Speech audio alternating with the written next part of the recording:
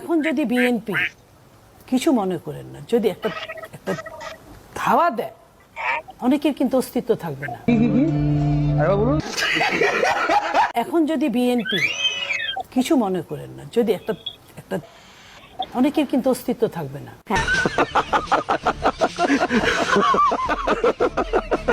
বলতে চাই, এই ধাওয়াটা যদি গত 15 বছর দিত, তাহলে এই 1400 মানুষকে প্রাণ দিতে হতো না, এতগুলো মানুষকে অন্ধ আর পঙ্গু হতে হতো না। এই যে সঠিক বলেছেন, আপনার বুদ্ধি ভালো।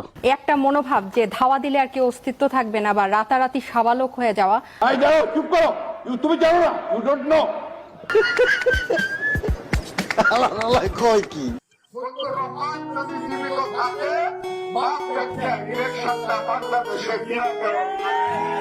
আমার চ্যাটার মাল হাত হালা কথা।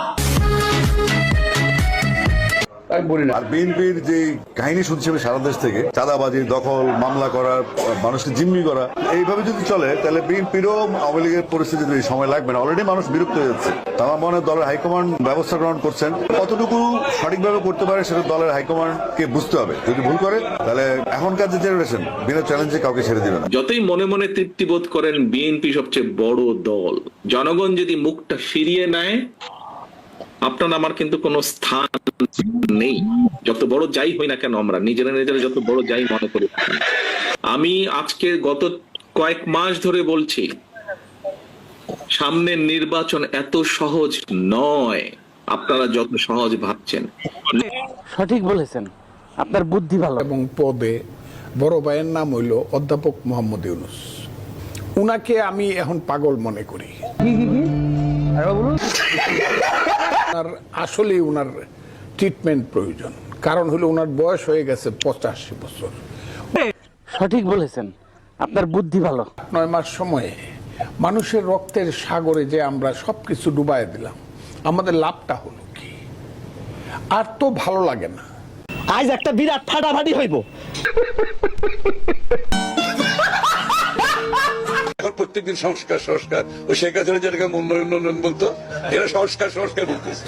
সংস্কার তো বহু আগে দিয়ে দিচ্ছি আমরা। আমার চ্যাটার মাল হাত হালা কথা। সংস্কার করতে হবে জনগণের মতামত নিয়ে, জনগণের ম্যান্ডেট নিয়ে পার্লামেন্টে সংস্কার। এর বাইরে আবার কিছু সংস্কার, এর বাইরে কোনো সংস্কার নেই। সংস্কার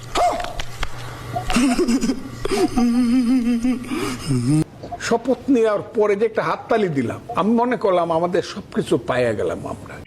আরে ইউনূস সাহেবের মতো লোক যে দেশের দায়িত্ব নিছে। সঠিক বলেছেন, আপনার বুদ্ধি ভালো। নৌকায় আর ধানের শীষ, দুই সাপের একই বিষ।